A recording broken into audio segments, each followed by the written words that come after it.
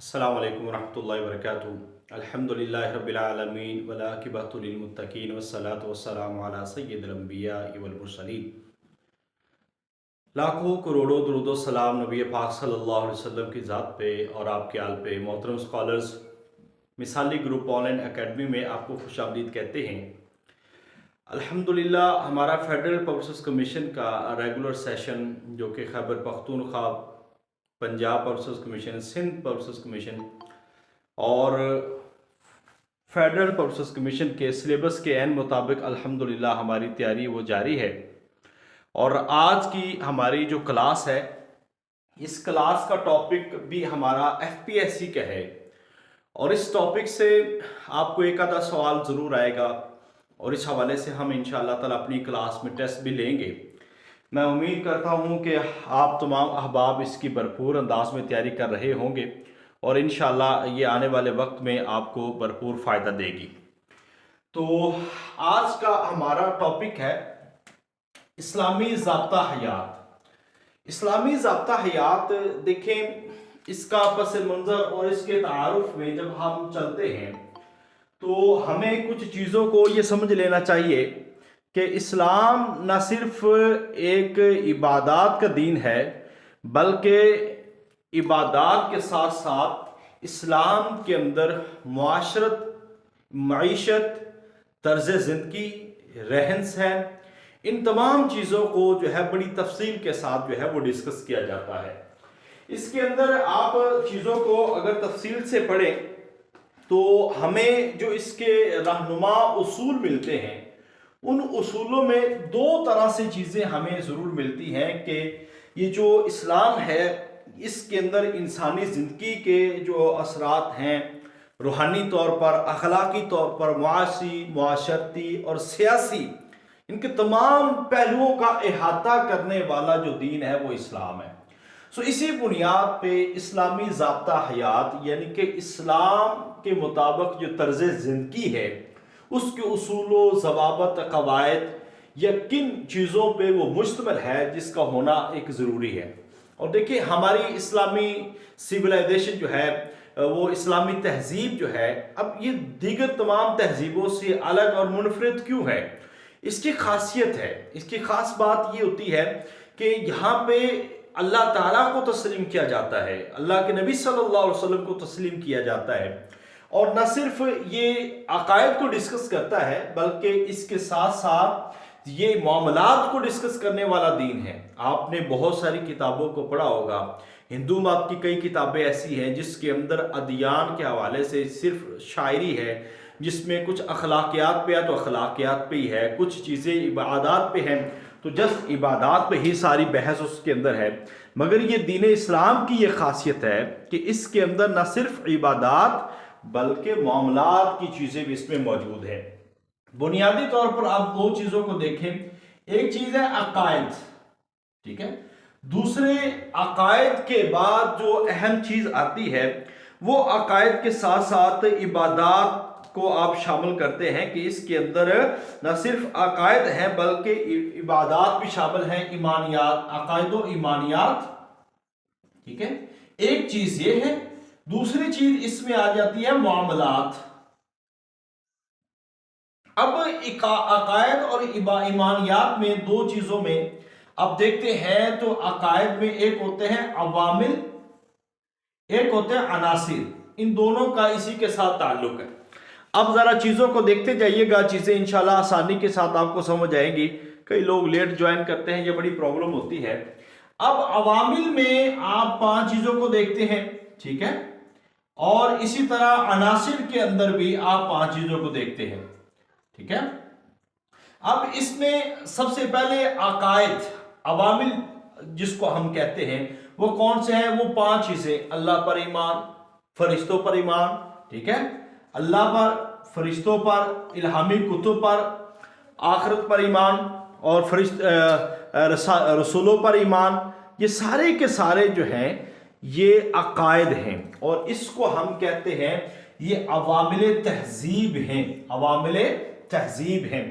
और जब हमारे ये अकायद यहाँ पे बन जाते हैं, ठीक है, अवामिल बमाना अकायद, अकायद बमाना अवामिल। تو عقائد میں 5 چیزیں ہیں، وہی 5: ان تؤمن باللہ و ملائکتہ و کتبہ و رسلہ والیوم الاخر۔ حدیث جبریل کی روح سے چھٹا سوال، یہ چھٹی جو چیز ایمان میں شامل ہے وہ ان تؤمن بالقدر خیرہ و شرہ، تو یہ 5 چیزیں اس میں آ جاتی ہیں۔ عناصر میں بھی 5 چیزیں آ جاتی ہیں، نماز، توحید و رسالت ہے، نماز، روزہ، زکوٰۃ، حج، ٹھیک ہے۔ اب یہ عقائد ہو گئے، اور عوامل کیا ہوئے؟ ارکان اسلام، ایمانیات۔ دیکھیں ہمارے ایمان میں شامل جو چیزیں وہ ہم نے لکھ دی ہیں۔ اب دوسرا اس کا پہلو ہے وہ ہے معاملات کا۔ اب معاملات میں اسلامی ضابطہ حیات میں جو چیزیں آتی ہیں وہ آپ ذرا یہاں پہ دیکھیں گے، ٹھیک ہے، یہاں پہ دیکھیں گے اور یہاں پہ دیکھیں گے اور اسی طرح یہاں پہ دیکھیں گے۔ اب دیکھیں اسلام کا روحانی نظام یہ معاملات کے ساتھ تعلق رکھتا ہے، اسلام کا اخلاقی نظام یہ بھی معاملات کے ساتھ تعلق رکھتا ہے، اخلاق کے جو ماخذ ہیں اس کا تعلق بھی بیسیکلی معاملات سے ہے، اور اسلام کا معاشرتی نظام یہ بھی معاملات سے تعلق رکھتا ہے۔ اب ہم یہاں پہ تمام اجزاء کو تھوڑا تھوڑا دیکھ لیں گے تو یہ چیزیں ہمارے لیے بڑی کلیئر ہو جائیں گی۔ اسلام کا روحانی نظام، اس کے حوالے سے اگر ہم دیکھیں تو دیکھیں اسلام جسٹ چند سجدے دینے کا، اللہ کے نام پہ قربانی کرنے کا، لوگوں کے ساتھ اچھا کرنے کا، یہ اکیلا یہی دین نہیں ہے، بلکہ اس کے مرکزی جز جو ہے وہ انسان کا باطن ہے، کہ انسان، اب روحانیت کسی نے دیکھی نہیں ہے، روحانیت کسی نے پرکھی نہیں ہے، روحانیت کا تعلق جو ہے وہ انسان کے باطن کے ساتھ ہے۔ تو اسلام کا نظام ایک ایسا ہے جو نہ انسان کو ظاہری طور پر پاک صاف کرتا ہے بلکہ روحانی طور پر بھی اس کو پاک صاف کرتا ہے۔ وہ یہ ہے کہ انسان کی جو روح ہے اس کو نفس کی غلامی سے آزاد کرنا، دنیا کی آلودہ فضاؤں سے اس کو پاک کرنا، اور اسی طرح اللہ تعالیٰ کی اطاعت اور محبت اور اللہ کی رضا جو ہے اس کے جذبات اس کے اندر پیدا کرنا، یہ روحانیت ہے۔ اب اسلام کے اندر دیکھیں ہم یہی مسلمان ہیں جو اپنے گھروں میں دائیں بائیں علاقوں میں پھر رہے ہوتے ہیں، تو ہمارے وہ جذبات نہیں ہوتے مساجد کے ساتھ، دین کے ساتھ، ہوتے بھی ہیں وہ والے نہیں ہوتے۔ اگر یہی مدینے کی گلیاں ہوں، بیت اللہ ہمارے سامنے ہو، اور آقا علیہ السلام کی مسجد نبوی ہمارے سامنے ہو، یا حرم کی چیزیں ہمارے سامنے ہو، آب زمزم کی کیفیت ہو، ہمارے اندر اور چیزیں پیدا ہوتی ہیں۔ یعنی کہ انسان کو جس طرح اللہ تعالیٰ نے ظاہری طور پر پاک رکھنا ہے، اسی طرح اللہ تعالیٰ چاہتا ہے کہ یہ جو انسان ہے اور اسلام کا جو نظام ہے یہ باطنی طور پر بھی انسان کے لیے وہ پاک اور صاف ہونا چاہیے۔ یعنی کہ جن آنکھوں سے وہ دیکھ رہا ہے اور اس کے احکام پر وہ آنکھیں چلنے والی ہوں، اللہ تعالیٰ کے احکام کو پورا کرنے والی ہوں اور اللہ تعالیٰ کے غصے اور غضب سے بچنے والی ہوں، تو اس لحاظ سے ہم نے اس نظام کو دیکھنا ہے۔ تو اس نظام کا بنیادی طور پر مقصد یہی ہے کہ اللہ کی رضا اور خوشنودی، لہذا اسلامی نظام کو اڈاپٹ کیا جانا چاہیے، اور یہ اس میں صرف روحانی نظام کے ذریعے سے بھی آپ کے لیے لازمی ہے کہ روحانی نظام انسان کا جو انٹر ہے اس کو صاف کرتا ہے۔ اب بیسیکلی سب سے بڑا جو نظام ہے وہ ہے دوسرا، اسلام کا اخلاقی نظام۔ اب انسان کے اندر اخلاق ہے نا، یہ ودیت کیے گئے، فطرتاً انسان کے اندر یہ چیزیں موجود ہے کہ انسان محض بعض صفات کو پسند کرتا ہے اور بعض کو ناپسند کرتا ہے۔ انسان کے اندر کچھ اوصاف ہوتے ہیں، کچھ خوبیاں ہوتی ہیں، کچھ برائیاں ہوتی ہیں، اور انسان انہی چیزوں کا مرکب ہے۔ اب دیکھیں اخلاق پہ درس نہ صرف آپ کو عبادت کے ذریعے سے ملے گا، نہ آپ کو باقاعدہ طور پر قربانی، ریاضت اس کے ذریعے سے ملے گا، بلکہ یہ انسان کے ساتھ متصل ہے۔ وَإِنَّكَ لَعَلَىٰ خُلُقٍ عَظِيمٍ، اور بے شک اے پیغمبر صلی اللہ علیہ وسلم ہم نے آپ کو بہترین اخلاق کا مالک بنایا ہے۔ اور اسی طرح اللہ کے نبی صلی اللہ علیہ وسلم نے فرمایا انما بعثت لأتمم مکارم الاخلاق، مجھے اس لیے بھیجا گیا ہے کہ میں حسن اخلاق کی تکمیل کر سکوں۔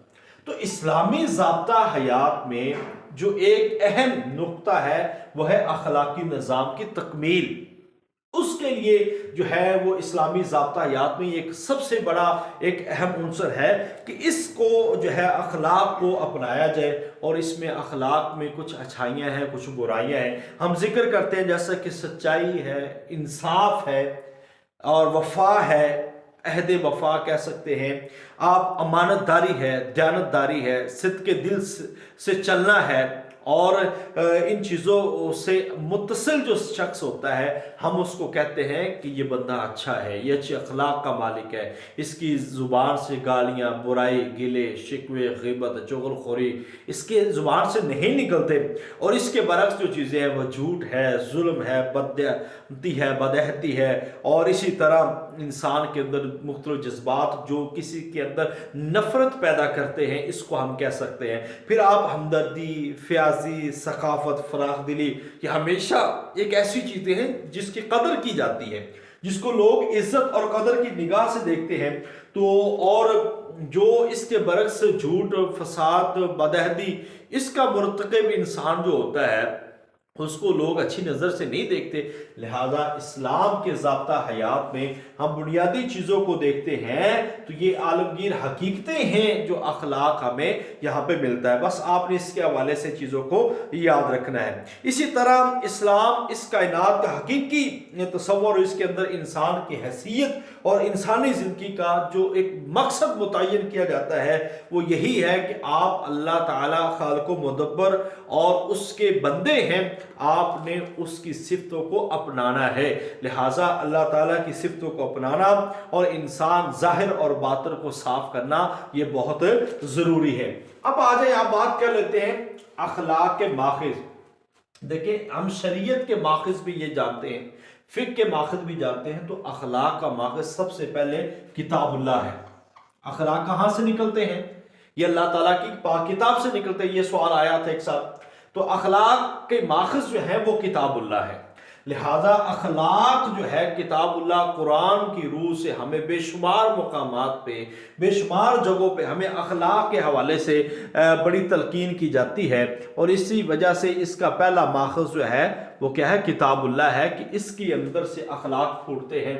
اور حضرت عائشہ رضی اللہ تعالی عنہ، ان سے کسی نے آقا علیہ السلام کے بارے میں پوچھا تو حضرت عائشہ رضی اللہ تعالی عنہ فرماتے ہیں کان خلق القرآن، کہ آقا سارے کا سارا قرآن آقا علیہ السلام کا اخلاق ہے۔ اس لحاظ سے آپ دیکھتے ہیں تو حدیث، سنت، آقا علیہ السلام نے جو بیان کیا، آقا علیہ السلام نے جو بتایا، ان اکمل المؤمنین ایمانا احسنہم خلقا، تم میں سے مکمل کامل ترین مومن وہ ہے جو اخلاق کے لحاظ سے اچھا ہے۔ لہٰذا اخلاق کے جو ماخذ ہے، پہلی کتاب اللہ ہے، پھر نبی پاک صلی اللہ علیہ وسلم کی سنت ہے، آقا علیہ السلام کی حدیث ہے، وہاں سے اخلاق نکلتے ہیں، اور انہی ماخذ کے ذریعے سے پوری زندگی کے اندر ہم دیکھتے ہیں تو آقا علیہ السلام کی زندگی اچھے اخلاق سے بھری پڑی ہے، اور اس کی بے شمار مثالیں ہیں۔ آپ غزوہ احد لے لیں، آپ غزوہ بدر لے لیں، آقا علیہ السلام کی فتح مکہ لے لیں، آقا علیہ السلام کی مکی زندگی، مدنی زندگی، مختلف غزوات میں اور طائف کا سفر لے لیں، تو آپ دیکھیں گے تو ہر لحاظ سے آقا علیہ السلام کی جو زندگی ہے وہ اخلاق سے بھری پڑی ہے۔ لہذا یہی وہ ایک اخلاق ہی تھے جس نے بین الاقوامی انٹرنیشنل جو پولیٹکس تھی اس کے اندر ایک گہرا اثر ڈالا، اور اس اثر کی بدولت آپ کو یاد ہوگا حضرت ثمامہ رضی اللہ تعالیٰ عنہ، ان کا واقعہ، اور مکہ کے بڑے بڑے مدبر کافر، ان کی جو اسلام قبول کرنے کے مشہور واقعات ہیں، وہ اسی بدولت ہوئے تھے کہ آقا علیہ السلام اعلیٰ اخلاق کے اور اقدار کے مالک تھے۔ لہذا اگر سوال یہ ہو کہ اخلاق کے ماخذ کون سے ہے تو آپ یہ یہاں پہ بتا سکتے ہیں۔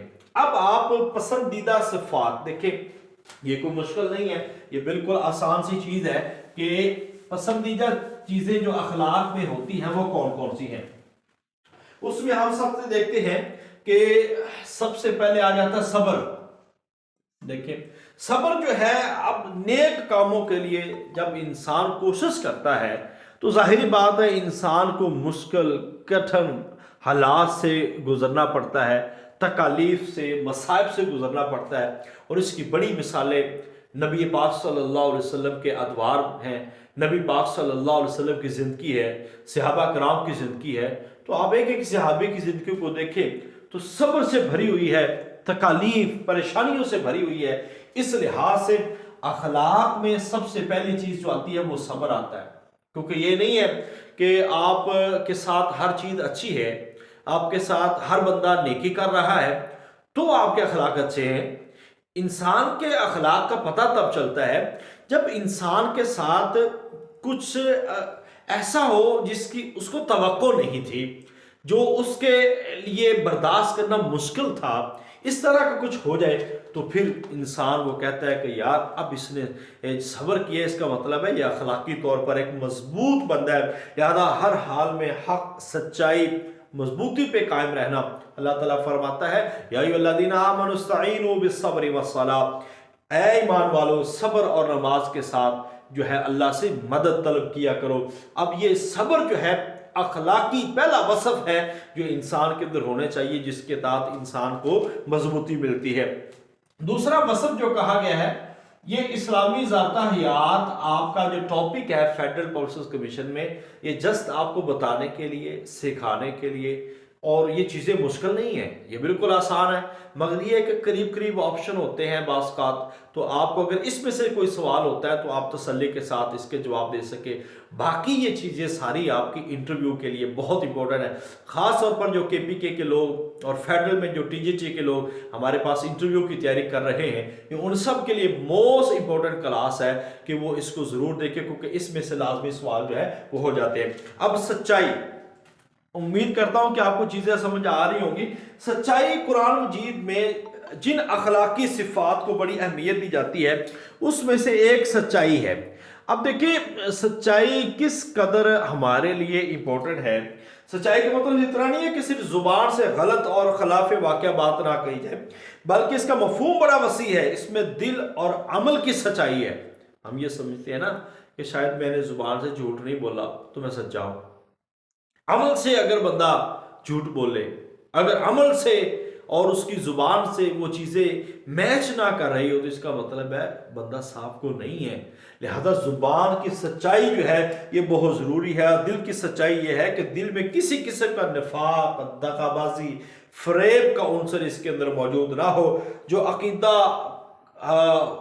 یہ ہے کہ قول اور فعل میں اس کے تضاد نہیں ہونا چاہیے، ظاہر اور باطن میں یکسانیت ہونی چاہیے، اس میں تضاد نہیں ہونا چاہیے، پھر کہیں گے کہ اس بندے کے اندر اخلاقی سچائی موجود ہے۔ لہذا اچھے اخلاق کے لیے دوسری جو صفت ہے وہ سچائی ہے۔ اب تیسری صفت ہے عدل، ٹھیک ہے، تیسری صفت کیا ہے؟ عدل۔ اب عدل جو ہے، عدل و انصاف، ظاہری بات ہے کوئی بھی معاشرہ اس کے بغیر وہ قائم نہیں رہ سکتا۔ ہاں جب اس کو ختم کیا جائے گا تو پھر جس کی لاٹھی اس کی بھینس، یہ زور چلے گا، یہ زمانہ آئے گا۔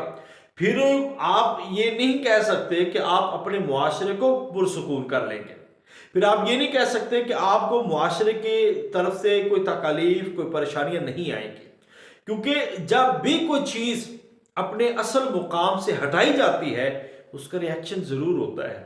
تو عدل معاشرے کے لیے زندگی ہے، سماج کے لیے زندہ رہنے کا، جیوت رہنے کا ایک نام ہے، اور اس کے لیے ضروری ہے کہ سماج کے اندر، معاشرے کے اندر عدل و انصاف جو ہے اس کا دورہ کیا جائے، اس کو برپا کیا جائے۔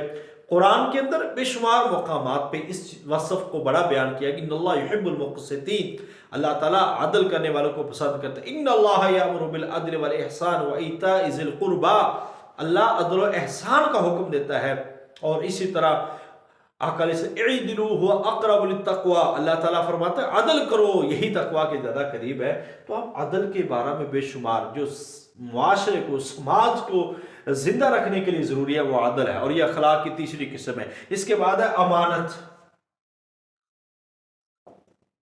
اب امانت کے بارے میں بھی آپ کو علم ہے، ظاہری بات ہے، صرف یہی نہیں ہے کہ کوئی چیز آپ کے پاس رکھ دی ہے، وہ محض مطالبے پر آپ اس کو ویسے ہی دے دیں، واپس کر دیں، بلکہ تمام حقوق و فرائض کا دیانتداری کے ساتھ اس کا ادا کرنا، یہ امانت کے مفہوم میں ہے۔ ہم یہی سمجھتے ہیں یہ میں نے بال پوائنٹ دی تھی، اس نے مجھے بال پوائنٹ واپس کر دی۔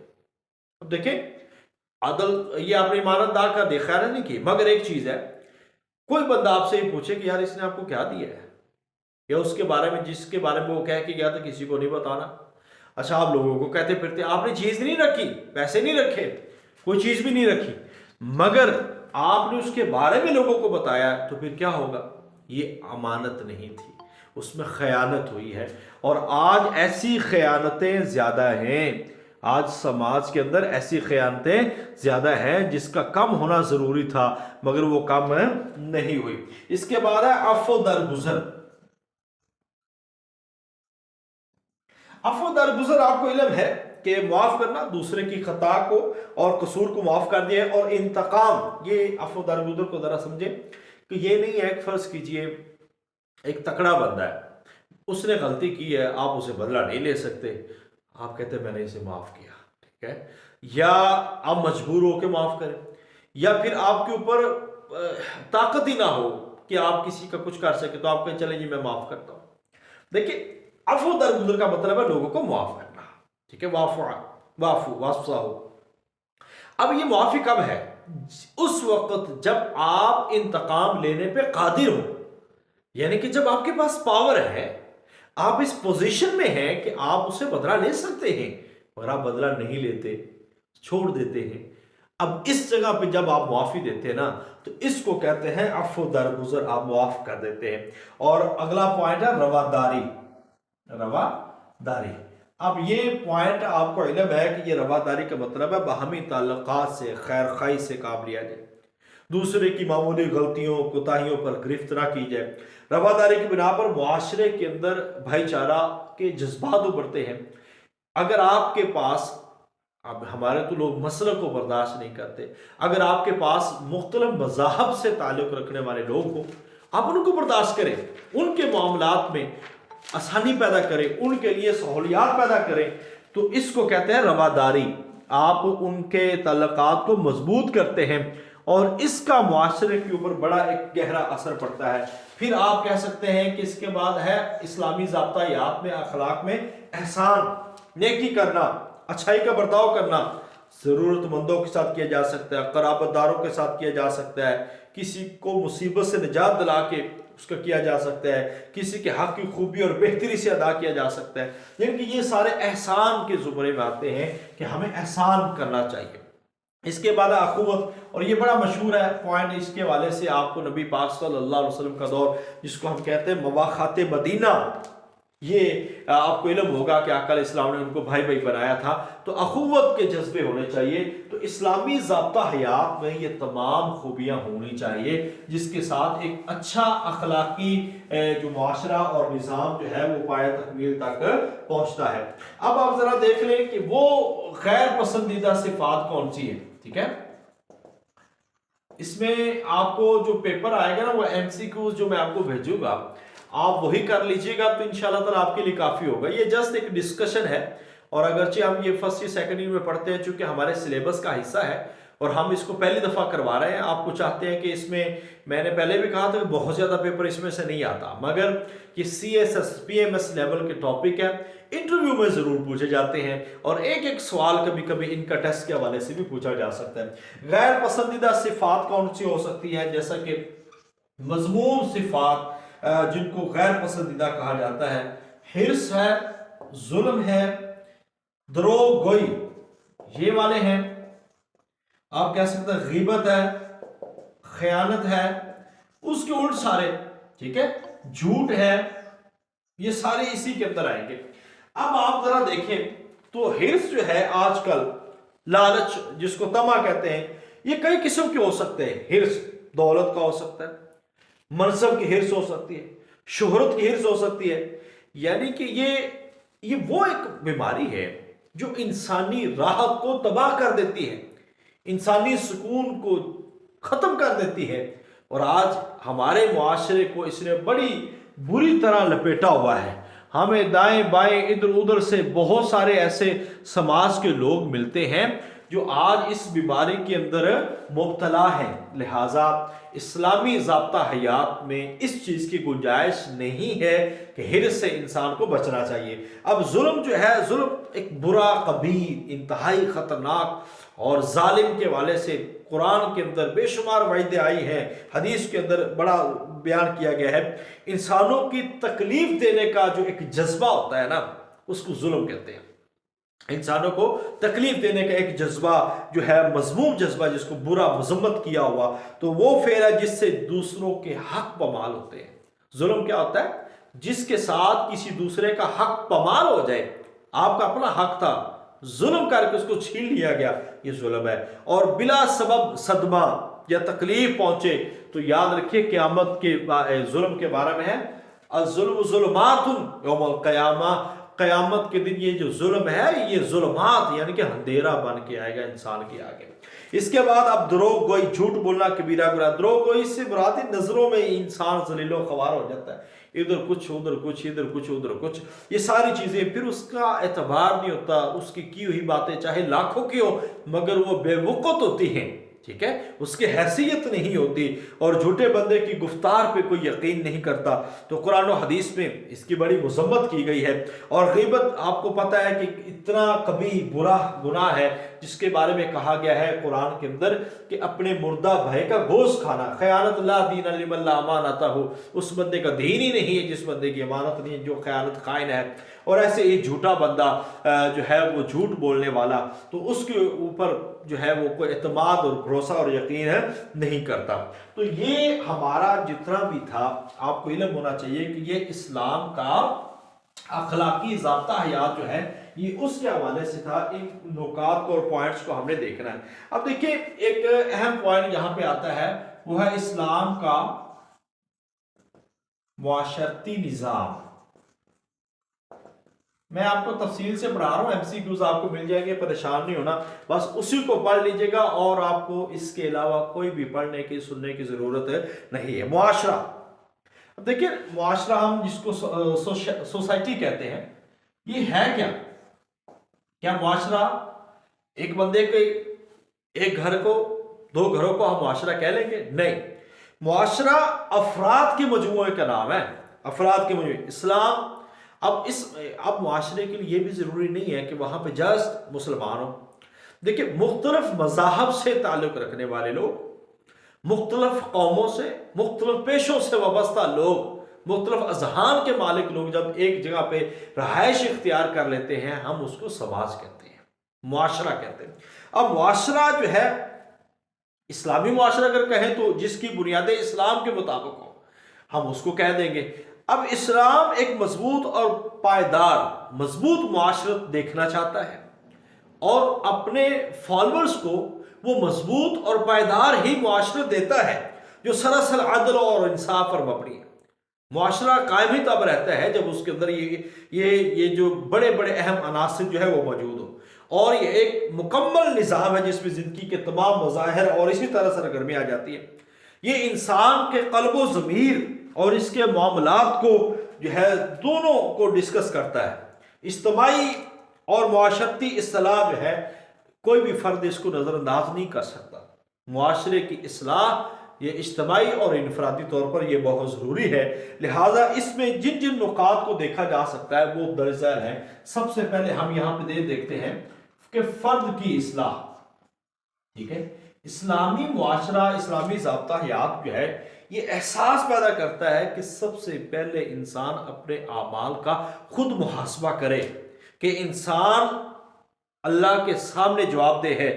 और कुरान के अंदर आता है मन आमिला सालिहन फलिनफ्सी व मन असा फअलैहा, कि यानी कि इंसान अपने आप की इस्लाह करे।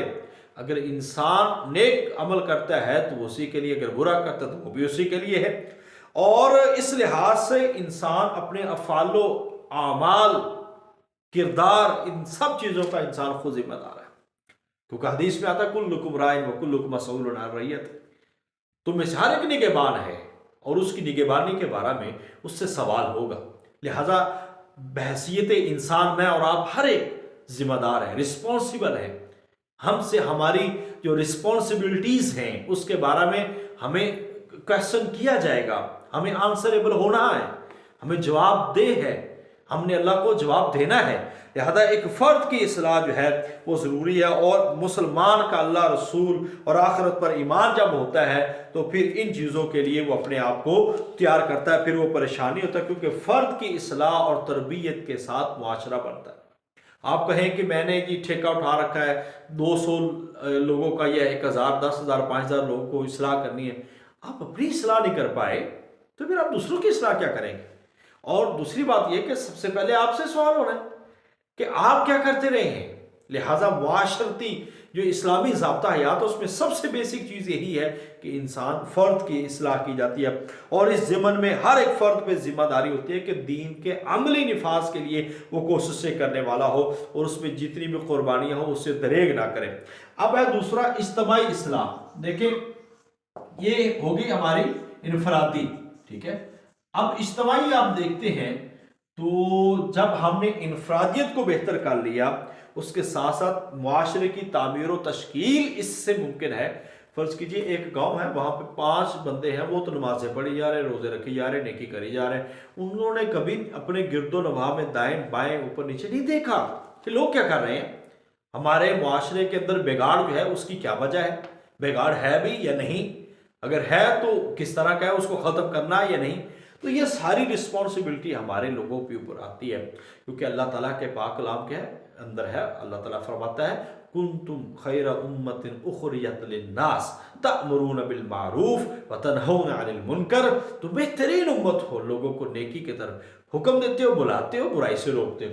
تو اس لحاظ سے اجتماعی اصلاح بھی ہمارے اوپر اسلام کا ایک ذمہ داری ہے کہ جو رنگ و نسل، زبان، علاقہ، وطن، ان سب سے پاک ہو کر ہم تمام کے تمام لوگوں کی مساوات، عدل اجتماعی، عدل و انصاف اور اخوت میں مبنی ایک معاشرے کی تشکیل کریں اور اس کے اندر اپنا کردار ادا کریں، جن کے اندر ہمدردی، محبت، اظہار کے جذبے پیدا ہو جائیں اور پورے کا پورا معاشرہ جو ہے وہ ایک بہترین معاشرہ ٹھہرے۔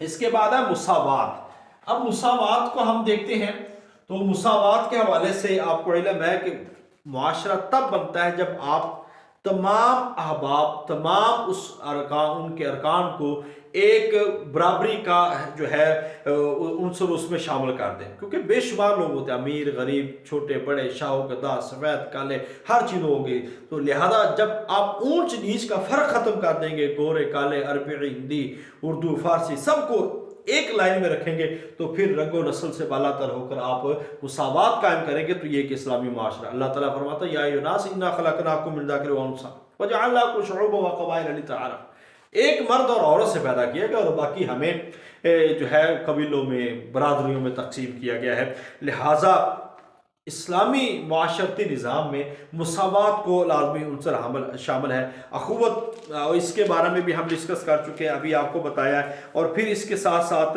نیکی میں باہمن تعاون، ایک دوسرے کے ساتھ نیکی میں تعاون کرنا چاہیے۔ آج ہمارے معاشرے اسلامی ضابطہ حیات کا ایک اہم عنصر ہے کہ ہم ایک دوسرے کے ساتھ تعاون کریں۔ کس طرح وتعاونوا علی البر والتقوی ولا تعاونوا علی الاثم والعدوان، نیکی اور تقوی کے کاموں پہ ایک دوسرے کے ساتھ تعاون کرو، برائی اور گناہ کے کاموں پہ ایک دوسرے کے ساتھ تعاون نہیں کرو، یعنی کہ اس پہ بچنا چاہیے۔ تو اس لحاظ سے ہمیں ایک دوسرے کے لیے پل کا کردار ادا کرنا ہے، نہ کہ ایک دوسرے کے لیے کھینچنے والے، ایک دوسرے کو گرانے والے۔ برائیوں کا خاتمہ، اسلامی معاشرے کے اندر برائیوں کا خاتمہ یہ ایک اولین تلقین کی جاتی ہے اس کی، اور اس کا حکم یہی ہے کہ جتنی برائیاں کم ہوں گی انسان نیکی کی طرف رغبت کرے گا۔ اوبیسلی اگر برائی ہے تو پھر نیکی کم ہے، اگر نیکی ہے تو پھر برائی کم ہے، لہذا جس کو اڈاپٹ کریں گے وہ آپ کے لیے فائدہ ہوگا۔ اللہ تعالیٰ فرمایا، اللہ علیہ السلام فرماتے ہیں من رأى منکم منکرا فلیغیرہ بیدہ فإن لم یستطع فبقلبہ وإن لم یستطع فبلسانہ وإن لم یستطع فبقلبہ وذلک اضعف الایمان، یعنی کہ جو پہلے تو یہ فرمایا کہ اپنے جو تم میں سے برائی دیکھتا ہے وہ اس کو روکنے کی کوشش کرے، لہذا ہاتھ سے، زبان سے، پھر دل سے برا جانے کمزور ترین ایمان۔ اس کے بعد ہے برائیوں کے خاتمے کو حدود و تعزیرات۔ دیکھیں معاشرے کے اندر جو حدود اور تعزیرات ہیں، حدیں، ٹھیک ہے، یہ بڑی اہم ہیں، اور اس کا اجرا کرنا، اس کو لاگو کرنا، اس کے بغیر جو معاشرتی نظام، دیکھیں نا اللہ تعالیٰ نے ایک ریوارڈ رکھا ہے، ایک پنشمنٹ رکھی ہے، پنشمنٹ کے طور پر جہنم ہے، ریوارڈ کے طور پر جنت ہے۔ لہذا ہم سارے کے سارے مسلمان، ساری کی ساری دنیا کے لیے ایک ہی چیز ہے کہ آپ دو چیزوں کے لیے جی رہے ہیں، ایک چیز جنت ہے اور ایک چیز جہنم ہے۔ آپ اس دنیا میں آئے ہیں تو اللہ تعالیٰ کی تابعداری کر کے ہم جنت میں جا سکتے ہیں، اور اللہ کی نافرمانی ناؤز باللہ کر کے ہم جہنم میں جا سکتے ہیں۔ لہذا یہ انسان کے اختیار میں ہے، اور اس میں آپ نے یہ دیکھنا ہے کہ کون سی چیزیں ہم اللہ کے قریب کرتے ہیں۔ دیکھیں بعض اوقات انسان گناہ کر سکتا ہے مگر ماحول نہیں ہوتا، قانون بڑا سخت ہوتا ہے، اس لیے گناہ نہیں کرتا۔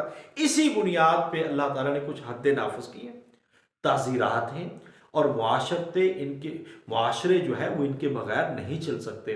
آپ ان حدود و قیود کو قائم رکھتے ہوئے ہی آپ ایک دوسرے کے مال جان عزت آبرو سب کی حفاظت کر سکتے ہیں۔ لہذا جب جرم کی سزا ہو تو خلاف ورزی نہیں ہوتی، اب جب جرم کی سزا نہیں ہو تو پھر خلاف ورزیاں حد سے زیادہ بڑھ جاتی ہیں، فتنے حد سے زیادہ بڑھ جاتے ہیں۔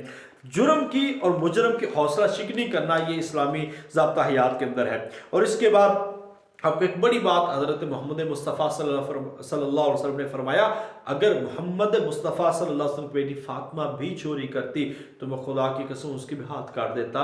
تو یہ ایک انصاف کے اوپر یہ ایک بڑی اہم دلیل ہے کہ جب حدوں کا معاملہ ہے نا تو پھر اس میں نرمی جو ہے وہ نہیں ہونی چاہیے، اس میں ولا رافتن، ٹھیک ہے، دین کے معاملے میں اللہ جو ہے وہ نرمی اختیار نہیں کرنی چاہیے۔ اس کے بعد ہے حقوق و فرائض۔ اب دیکھیں حقوق و فرائض بھی معاشرے میں اس ہمارے اسلامی ضابطہ حیات میں بڑے اہم ہیں۔ اب دیکھیں میں ہوں استاد، شاگرد، ماں باپ، بیٹے اولاد، استاد شاگرد کے ساتھ ہمسائے، قریبی رشتہ دار، رشتہ داروں کے ساتھ میاں بیوی، جن کے ایک معاشرہ جو ہے نا ہمارا ایک دوسرے کے ساتھ لینے دینے کے ساتھ چل رہا ہے۔ اس کی وجہ یہ ہے کہ ہم نے کئی چیزیں کسی سے لینی ہوتی ہے، کسی کو پے کرنی ہوتی ہے، لہٰذا میری جو رسپانسبلٹی ہے وہ میں نے پے کرنی ہے، اور جو میں نے کہیں سے لینی ہے اس نے پے کرنی ہے۔ لہذا جب ہر چیز سسٹم کے تحت میں اپنے حق لیتا رہوں، فرض دیتا رہوں تو پرابلم نہیں ہے۔ پورا جسم جب سارے اپنا پورا کا پورا جسم سارے فنکشن صحیح کرے تو پھر پرابلم کہاں پہ ہے؟ لہٰذا آج پرابلم یہاں پہ ہے کہ ہم حقوق و فرائض میں لاپرواہ ہیں، یا لاپرواہ بلکہ بہت کم ہے، ہم اس میں حق چھوڑنا نہیں چاہتے، فرض دینا نہیں چاہتے، اور بعض اوقات وہی سے چیز دوسروں سے ہمیں ملتی ہے وہ ہمارے حق ہمیں نہیں دینا چاہتے اور فرض اپنے چھوڑنا نہیں چاہتے۔ لہذا جب میں اور آپ جب حقوق اور فرائض کا خیال رکھیں گے، اور اس میں حقوق و فرائض میں والدین کے حقوق ہیں، اللہ کے نبی صلی اللہ علیہ وسلم فرمایا جو ہے انما الجنت تحت اقدام الامہات، قرآن کے اندر آتا ہے وَاخْفِضْ لَهُمَا جَنَاحَ الذُّلِّ مِنَ الرَّحْمَةِ، والدین کے حوالے سے۔ اور آقا علیہ السلام نے فرمایا کہ رضا ربی فی رضا الوالدین، یعنی کہ اللہ کی رضا کے اندر والدین کی رضا ہے، والدین کی رضا میں اللہ کی رضا ہے۔ اور اسی طرح رشتہ داروں کے حقوق، وَبِذِي الْقُرْبَى، ان کے بارے میں لا يدخل الجنت قاطع، جنت میں داخل نہیں ہوگا جو قطع رحمی کرنے والا ہے۔ اور اسی طرح میاں بیوی کے حقوق ہیں۔ تو یہ سارا جو نظام ہے وہ ایک چلتا ہے معاشرت کے تحت، اور اس کے اندر حقوق و فرائض ہیں، یہ پڑوسیوں کے حقوق ہیں، عام انسانوں کے حقوق ہیں۔ لہٰذا اس نظام کو سمجھنے کے لیے یہ آپ نے کوشش کرنی ہے کہ ہم ان تمام حقوق و فرائض کی ادائیگی کریں، اور پھر جا کر آپ کو اسلام کا معاشرتی، اسلام کا اسلامی ضابطہ حیات جو ہے وہ سمجھ آئے گا۔ لہٰذا یہ چیزیں ایک ڈسکشن کے طور پر تھی، اور ایک انٹرویو کے پوائنٹ آف ویو سے، ایک ٹیسٹ کے پوائنٹ آف ویو سے تھی۔ اب جس میں جو سوالات بن سکتے ہیں وہ میں آپ کو سارے بھیج دوں گا جب ہمارا ٹیسٹ ہوگا، آپ اس کو تسلی کے ساتھ کر لیجئے گا۔ تو ان چیزوں کو بہت زیادہ ڈیپلی پڑھنے کی ضرورت نہیں ہے، یہ جسٹ آپ کو ایک تعارف پیش کرنا تھا، کیونکہ الحمدللہ مثالی گروپ کا ایک وعدہ اور مثالی گروپ کا ایک اعزاز ہے کہ ہم ہمیشہ ٹو دا پوائنٹ اور جو کمٹمنٹ کرتے ہیں اس کو پورا کرنے کی کوشش کرتے ہیں۔ الحمدللہ پورے سلیبس میں یہ ٹاپک بھی موجود ہیں، اور بھی ہیں، وہ بھی ہم آپ کو کروائیں گے تاکہ ہم فیڈرل کے مطابق مکمل 100% آپ کی جو ہے وہ تیاری کروا سکیں۔ اللہ تعالیٰ ہم سب کا حامی ناصر ہو، اللہ تعالیٰ آپ سب کو اپنی رحمت سے کامیاب فرمائے۔ آج کی کلاس یہاں پہ اختتام ہے۔ اس کے علاوہ کل جو ہماری ڈسکشن کلاس ہے اس کا ٹاپک ہے اسلام اور سائنس۔ اسلام اور سائنس میں آپ سائنس کی کتابیں پڑھ کے آئیں گے۔ کون کون سی کتابیں ہیں؟ مسلمان سائنسدان، ان کے نام، ان کے کارنامے اور ان کی کتابیں، یہ یاد رکھنا ہے۔ اور اسی طرح جو غیر مسلم ہیں ان کے حوالے سے بھی آپ نے دیکھ کے آنا ہے۔ تو یہ تسلی کے ساتھ آپ نے مسلمان سائنسدان ہیں ان کو ضرور دیکھنا ہے، اور اس کے اوپر جو کتابیں لکھی گئی ہیں اور ان کا تھوڑا تھوڑا تعارف جو ہے جو انہوں نے ایجادات کی ہیں وہ آپ کو پتہ ہونا چاہیے، اور انشاءاللہ تعالیٰ اسی سے ہی آپ کا پیپر آئے گا۔ یہ تسلی کے ساتھ تیاری آپ کی تمام پبلک سروس کمیشن کے لیے تیاری ہے۔ کرتے جائیں، پڑھتے جائیں اور آگے بڑھتے جائیں۔ اللہ تعالیٰ آپ سب کا حامی و ناصر ہو، مجھے اور آپ کو اللہ تعالیٰ اپنے رحمت سے کامیاب فرمائے۔ کوئی سوال ہو اس سلسلے میں تو آپ کر سکتے ہیں، ادروائز نوٹس اور لیکچرز یہ آپ کو انشاءاللہ ویڈیو کی صورت میں صبح مل جائے گا، وہ ہماری ذمہ داری ہے۔ پیڈاگوجی کی جنرل انگلش کی کلاسز بھی ہماری ہو رہی ہیں، اس کے علاوہ ESC عربک یاد رکھیے ایک جامع سیشن جو الحمدللہ وہ چل رہا ہے، آپ نے اس کو بھرپور انداز میں لینا ہے۔ السلام علیکم ورحمۃ اللہ وبرکاتہ۔